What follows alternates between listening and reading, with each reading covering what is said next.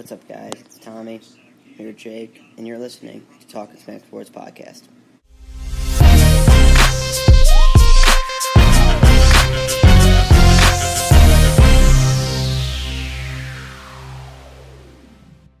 What's up, Jake? How we doing? I'm good, Tom. How are you? I am awesome sauce. I'm happy. It's finally Saturday. You know, the grinding week is over. Yeah. We don't really take any off days, though, so that's kind of irrelevant for us. So, if you're good actually news for you listening, guys. you might think that we do, but that's deceiving. So we have a very busy agenda today. We How have busy? Let's go from 1 to 8. 6.75. That's pretty busy. Yeah, not as busy as last episode. Well, I guess that one. Yeah. All right. Never mind. Anyway. All right. So let's get right into things. So first we have. Rock and roll. Let's get ready to rock and roll. First we have Josh Gordon is coming back, and does that mean Des Bryant falls off the radar for Cleveland? I mean, that's what people are saying. Yeah, They're pretty much the same makes type sense of wide receiver.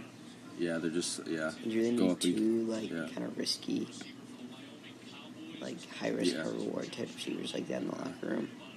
Mm-hmm. I was kind of leaning towards. I only saw a downside in Dez in the first place, even if they didn't have Josh Gordon, and even so now I definitely don't see a signing happening. Yeah. Just because Des Bryant doesn't really get along with anyone, and he's like that locker room poison type of guy, and they really don't need him at all. So is Des going to find a team by week 1? Because no one showed interest in him really, other than the Browns. As of right now, I'm going to say no. We've thought of good fits, but no teams have really stepped forward. And yeah, I don't know. They're playing good fits, but yeah. I mean, the Patriots showed a little interest at the start, but they've kind of backed off at this point. Because the Patriots could handle that kind of personality. Gronk has that personality. They kind of dumbed it down. That's true. Do you think this is going to be similar to a Boogie Cousins type thing, where they just wait, and then finally a team offers him a really cheap contract, he just takes it? It's kind of hard to compare, but yeah. Well, Boogie had a lot more time, obviously, and week 1's quickly approaching, but. Do you think if someone offers him a really cheap contract, he takes it, or do you think he wants something more? I don't know, to be honest. I see him wanting something more because he did decline that Ravens offer. Yeah. But that might just because he doesn't want to play for the Ravens, too. Yeah, it's hard to say. Yeah, I don't know how much money that offer was, but he declined it. Probably a combination of the money and not wanting to play with the Ravens. Yeah. So we'll have to see. I see worst case scenario, a contender signs him halfway through the season. Yeah. I could see that happening. And if that doesn't happen, I think it's retirement for sure, right? Yeah, at that point, I mean. Yeah. If he's not signed, if he doesn't play this year, he's not playing next year. Yeah. I mean, yeah. There's no point in sitting around, staying in game shape, but not getting even looked at by anybody. We don't actually know that, though. Is he in shape, though? Do we know that? Yeah. He hasn't gotten a physical with anyone. Yeah, that's true. I mean, he met in person with the Browns, so something probably would have come out if it was bad. Yeah, if he was overweight, they probably would have said something. Yeah, that would have come out, probably. Overweight receivers don't usually do too well. No, it's not a combination. All right. Next we have Teddy Bridgewater, who's playing pretty well recently. Yeah, I mean, only one appearance, but he looked really, really strong for them. Better than his old stuff, to be honest. Best we've ever seen Teddy Bridgewater play. Mm-hmm. I always liked Teddy Bridgewater coming out of Louisville. I was kind of a fan. Yeah, he was a little underwhelming. Yeah, he was. And then he got injured. Did he get injured twice or just once? No, it was just it was a dislocated leg or knee or something. Yeah. It's a horrible injury. Yeah. Worse than torn ACL. Mm-hmm. Yeah, so that's really unfortunate for him. It's pretty much been 2 years, right? And he played a little bit, week 17 last year. Yeah, I don't remember watching him a ton, but he was pretty mobile, right? That was one of his main things. Yeah. Mm-hmm. Yeah. So I wonder if I'm sure that'll take a hit with this knee. Yeah. He was pretty mobile the other night. Mm-hmm. Took some hits, got up, threw the ball pretty well, let it is he wearing Is he wearing a brace or no? I don't know. I think it's probably under the pants if he is. Yeah, it would be pretty noticeable. Probably, I think, if it was though. over. Yeah, I don't think they really. So we're going to talk about Teddy Bridgewater later, too. We just wanted to preface that with, obviously great for him that he's back. He didn't get any offers, really. This was his only one, so even though it's not this year for him, he's going to have a chance in the future, probably. Okay. So Kaepernick on Twitter fired back at Elway after Elway came out with Kaepernick's declining of their contract offer in 2016. We're probably going to talk about this because this podcast can do it before the other one. So pretty much Elway said that they did offer Kaepernick and Kaepernick said no. Essentially, so he's pretty much trying to say that they're not the bad guys. Yeah. And Kaepernick came back. Yeah. And retweeted. Yeah, the QB ratings. Yeah. Which Kaepernick's was 10 points was higher. a lot better. Yeah. John Elway's QB rating 79.9. Kaepernick's is 88.9, so 9 points better. Kaepernick retweeted that, just didn't say anything else. So very calm but savage response, I'd say. Yeah. From Kaepernick. That kind of put an end to that whole. Yeah, that's not hearing anything else from Elway. Yeah. Okay, next we have the new NFL rules. Yeah. So what do you think about those, Tom? It's been very sketchy so far, the preseason. First week, the biggest problem seemed to be defenders leading with the head on, ball handlers. Yeah. And them calling that a penalty, even though they were hitting him in the chest. Just leading with the head, that was the biggest problem. Which they've seemed to repair throughout the end of the first and second week. Yeah, I did notice that. But this week, because they have to realize it's physically impossible not to tackle someone with your head being involved in some sort of way. It's just your head is in the middle of your whole body. You can't avoid hitting someone with your head when you're tackling them. You know, it's just so completely taking the helmet. Taking the helmet, saying you can't lead with the helmet whatsoever is just impossible. Yeah, I don't even know if it's protection at this point. I just think they want more offense, kind of like what the NBA tries to do. Yeah, in a way. But they've epically failed at it because this week, the rule this week that's been popping out has been even worse. I mean, this is going to be very controversial during the season, as we all know. I have a feeling this rule is going to decide multiple games this year, and it shouldn't. It really shouldn't. Refereeing shouldn't decide games. I mean, hopefully this is kind of like back in the day when they took hand checking out of the NBA. You know, it kind of caused an uproar. It was kind of the same type of thing where there was pushback. How are we supposed to defend? But I mean, after a few years, everyone got over it and kind of just started changing the way they played. This feels different, though. This is just different because it's physically impossible not to hit someone with your helmet when you're tackling them. Because if a ball handler can lower his head, but you can't, yeah, how are you supposed to stop Marshawn Lynch barreling at you? Yeah, and I get it, you need to keep your head up. That makes sense. You can't just go in there with the crown of your helmet just straight down. But in the sternum, Yeah. Yeah, I don't know. That's going to be a tough rule. But the quarterback protection rule that we've been seeing this week, I've seen at least twice now. I do not like that rule Explain whatsoever. that one for us. So here, let me read this real quick. Pull up the NFL.com. Yeah, I got it. I'm just looking through here. There's so many new rules. There's every single one of these rules.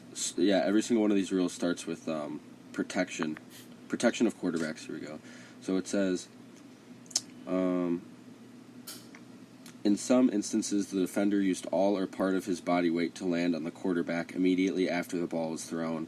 These actions put the quarterback at risk for injury. The officiating department will emphasize that the defender is responsible for avoiding landing on the quarterback when taking him to the ground. There's a, like most of these rules, there's a lot of gray area here. Absolutely. I don't think... Which is all of NFL's rules. Pass interference is a lot of gray area. Yeah. The NFL is way too not black and white with rules.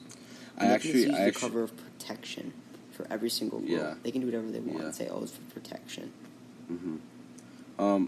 The only rule I think I like this year so far is the catch rule, because obviously, another gray area kind of thing that they try to fix.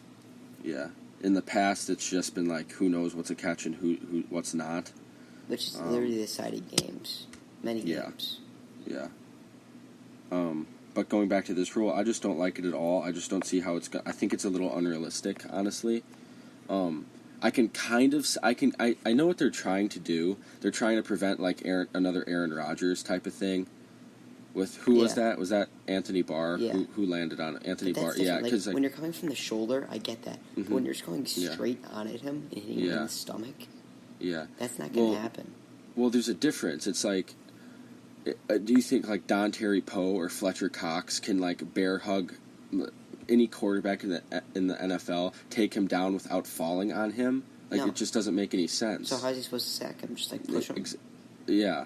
Or like drag him to the ground. Or it just doesn't make sense to me. Pull him out from his feet. Mm-hmm.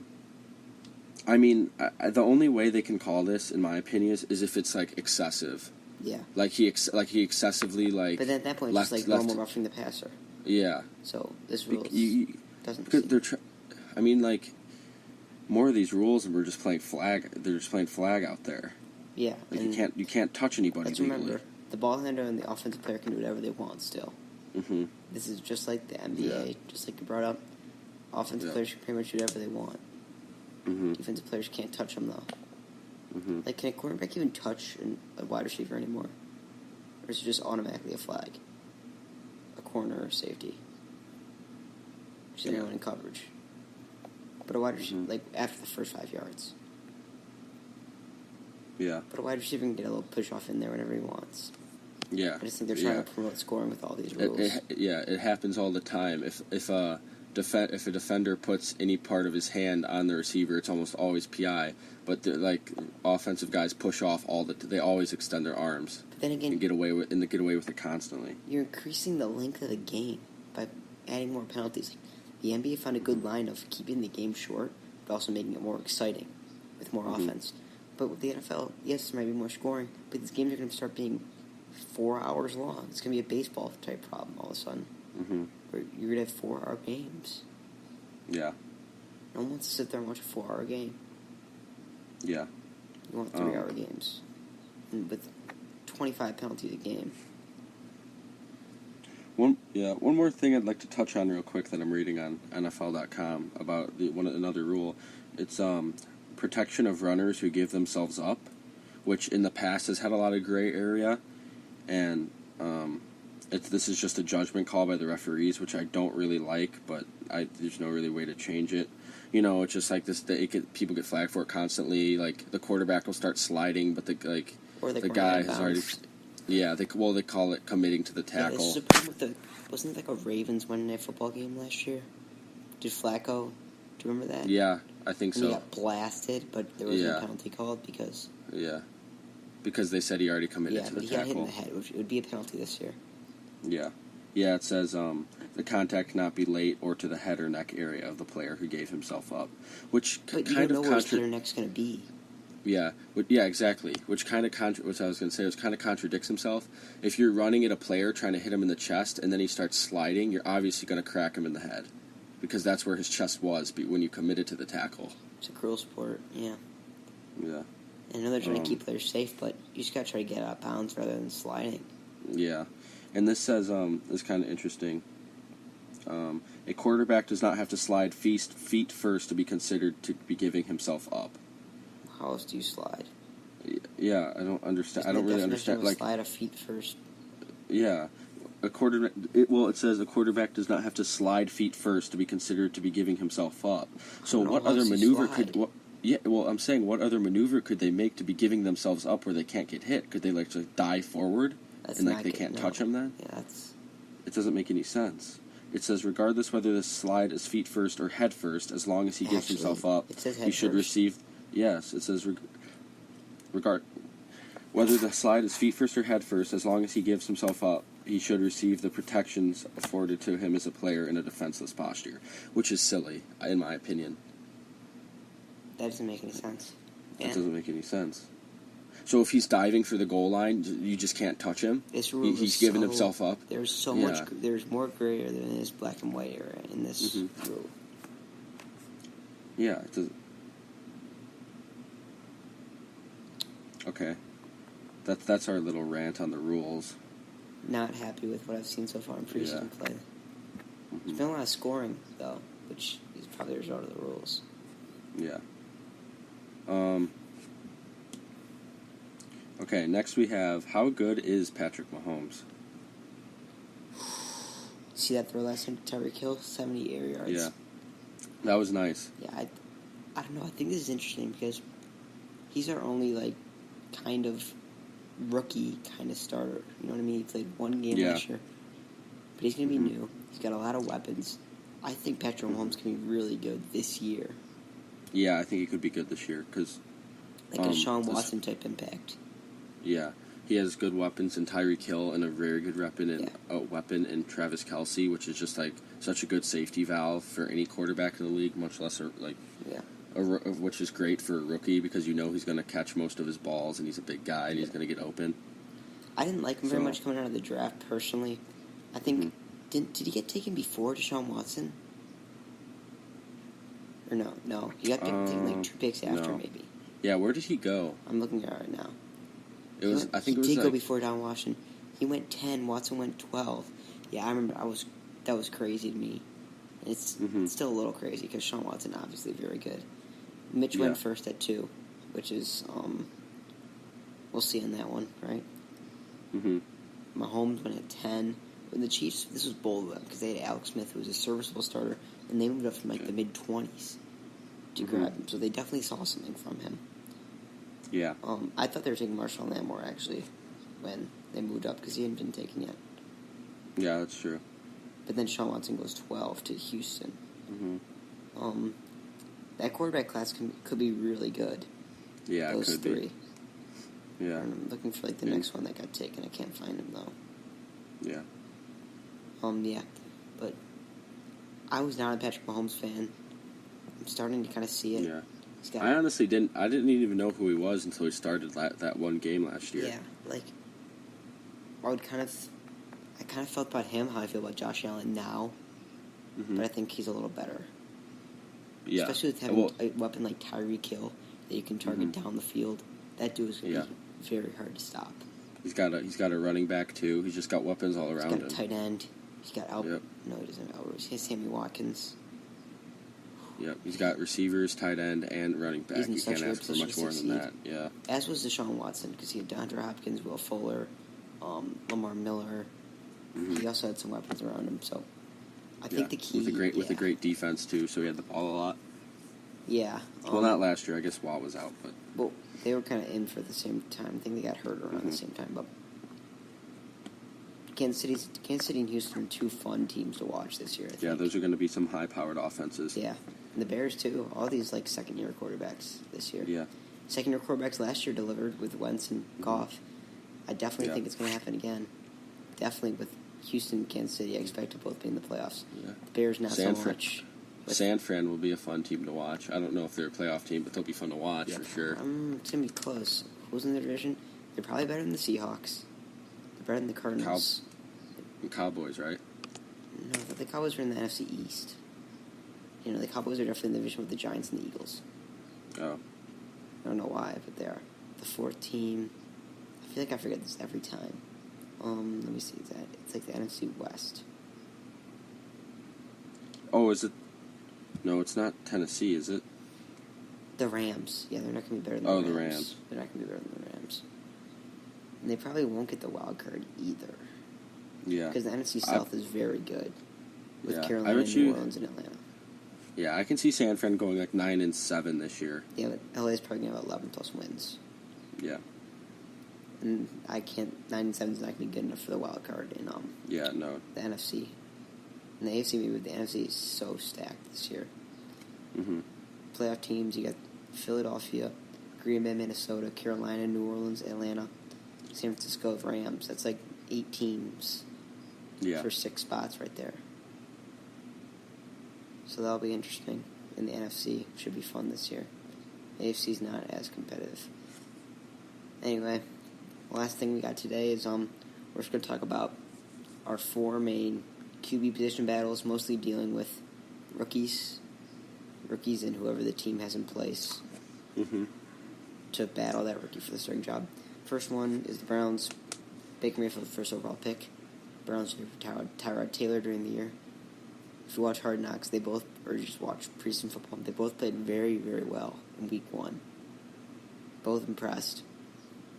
But I don't think there's any way Tyrod doesn't start. No, I think Tyrod definitely starts. I think Tyrod starts for a majority of the season, unless things start going south. Yeah, I mean, we talked about this in the podcast. It'll be up after this one. It's kind of awkward. Or no, that could be the one that we're not even going to post. But yeah, we're not sure. But yeah, Tyrod's just he's very consistent. He doesn't hit home runs, but he doesn't turn the ball over either. But Baker doesn't turn over much either. Well, yeah, that's true. But we just don't really. Yeah, we just I just think you go with veteran. Yeah. You know what you're going to get out of. Yeah. Than the rookie. No, even if they start 0-2 or 1-3, even if it's not 1-6, I feel like you kind of have to, just because you invest so much in a first overall pick. Oh, for sure, yeah. It's a tough position for a GM or an owner or a coach to be put into, because you want to use that new toy. Yeah. But you also want to give yourself the best chance to win. Yeah, and also if things start going south, the only way you're going to be able to fill seats in Cleveland is if you get Baker on the field. Yeah, I don't know. They haven't filled seats in years, so. Yeah. This year they might, though. They're turning some heads. Yep. Next we have the Jets. This is my favorite one. Yeah, this is the most. I think, in my opinion, this is the most up for grabs. I feel like these 3 though are better than everyone else except for Tyrod on the list. Yeah. All 3 of them. I agree. Yeah. McCown's obviously really old, but still a good veteran. Yeah, could be the best quarterback on this list we have right here. Yeah. But he's also old, no fun. But the thing with McCown, he has a guaranteed salary once he makes the team, which is they're not going to cut him. He's going to make the team. Yeah. Then veteran, he has a guaranteed salary for the rest of the season, so they're going to want to use him. Just a thing to remember. Second is Darnold. In my opinion, is my favorite quarterback out of the rookie class. Yeah, I feel like he's the safest bet to succeed in this class. And Teddy Bridgewater. As we talked about, Teddy made this. He was more of just a guaranteed third string going in the year, but he made it very interesting with his performance. Darnold threw an interception. McCown did not play. Darnold played the first half. Bridgewater played the second half. McCown played fine, but threw an interception at the end of the first half. And Teddy Bridgewater was pretty much lights out. Led a touchdown drive, and then they got stopped on the 1. Yeah. And they missed a 4th and goal, his second drive, but very good stuff there. Teddy's not going to start, though. I mean, if I'm the Jets, I would start Darnold, personally. I'd love if they did. I don't think they're going to... I mean, they have probably the worst defense in the league, right? And no weapons offensively. Yeah, so I think they're going to be one of the worst teams in the league. That's why I think you start McCown at least at the start, because you just don't want to throw a QB into the fire with no weapons. We were just talking about how good these rookie QBs are with weapons, but with none. What do they? I say. Yeah. Bilal Powell. Yeah, I think if they have weapons, they definitely start Darnold. If they had weapons, then they'd be a good team. They'd want to start their best quarterback. So it's just a hard in between game to play. Yeah. It might just, that's probably true. Going to be McCown at the start, to be honest. But I'd say he has the best chance of being day 1 or Josh Allen. Maybe. I think Darnold will have plenty of chances, though, for sure. He'll definitely start some games this year. Yeah. No doubt about it. All right, next we have the Cardinals, and it's a 2-man race. Yeah, it's between Sam Bradford and Josh Rosen. Well, I don't think there's any doubt here. Sam Bradford's going to start the season. Even though Josh Rosen, I think, is the most ready to start right now. Yeah, he's good. I like him as well. But I love his cockiness, honestly. Yeah, he's like I am what I am guy. Yeah. No one's going to change me. I watch his combine interviews. They're all great. I like this kid a lot. But Bradford's probably going to get hurt, let's be completely honest here. Yeah, he's very injury prone. And he's kind of inconsistent. And that's a team that has weapons. Yeah. You got Fitz. Yeah, it is. You got John Brown. Who's the running back? J.J. Nelson. David Johnson. Oh, yeah, David Johnson, my bad. So that's a team that has weapons. I can see Josh Rosen winning a few games. Because they're not going to be good. Yeah. Because who's in their division? Well, that's what you were just talking about. So they're not in playoff contention at all. No. They might, even if they're like 4-4. I still think they're a good team. Yeah, even though they're like 4-4 through 8 games, which is probably about what they're going to be. I think that's when you put Rosen in. Yeah. Unless they're like 6-2 through 8 games. Bradford's probably going to get hurt earlier than that, so. Yeah. Well, that's the most variable one, I think. Because Bradford could get injured tomorrow in practice. Most injury-prone player in the NFL. Yeah. Or they could. I don't even remember the last time I watched him play. The Rams 2 years ago. Jared Goff's rookie year.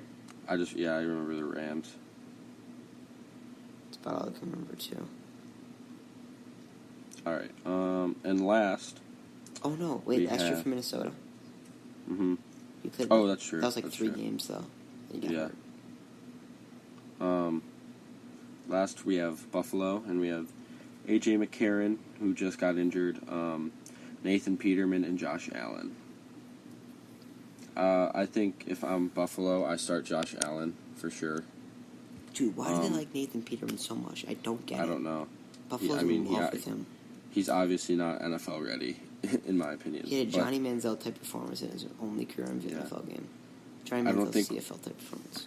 Yeah, I think A.J. McCarron could have been in contention, but he got injured, so I don't think he's going to be 100% week 1. Like the least inspiring quarterback there is in the league. Yeah. He was incredible in Alabama, and then came in and didn't do anything. I just feel like Alabama quarterbacks never do well in the league. Yeah, that's true. Is that just me, or? Yeah, I guess. I can't. Yeah. So it's not just me? No, it's not just you. Okay. Good. I can't even think of an Alabama quarterback in the league that's successful. I think there's none. No. Alabama. Yeah, I don't know. Jeez.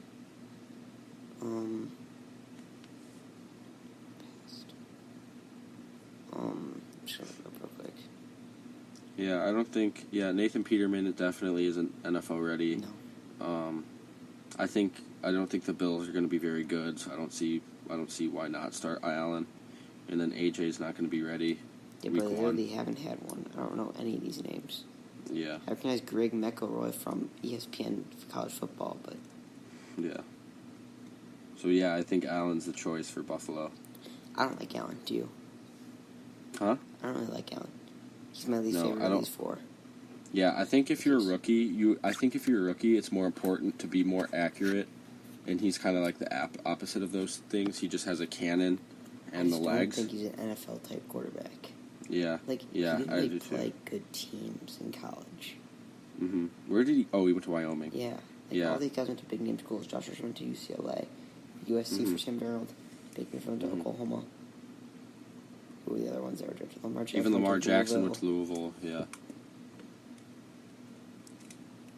Yeah.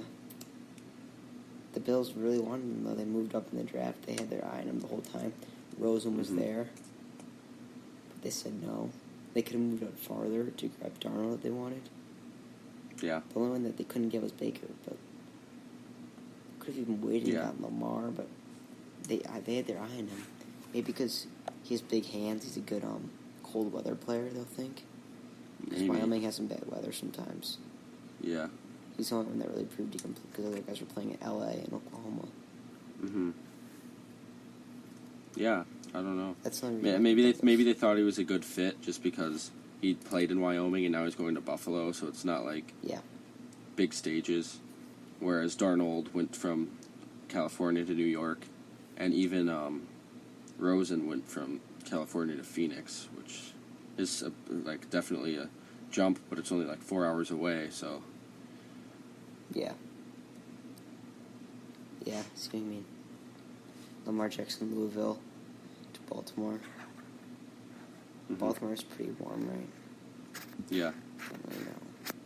Baltimore? I think it's like I think average. it's kind of. It doesn't really snow. Yeah, I think it's in like between. 40s, probably 50s in the winter. Even though they probably didn't think that much into that. But if you're from Maryland, let us know in the comments. From Ireland? On Maryland. Twitter. Maryland. No, if you're from Maryland, yeah. I highly doubt it. Our Maryland Go crowd. Ravens, though, if you are. Yeah. Go all Orioles. right, I think that's all we have for today. Sorry for the massive delay. We had some technical difficulties. I don't even know they were technical. They were like communicational. Yeah. We'll be back. You know who you are if you're listening. I know you're not, but you know who you are. We'll be back. You know who you are. More consistent. Talkin'Smack _pod on Twitter. Yep.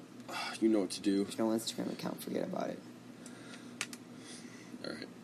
Bye. See you boys in the next one. Salty Salmons.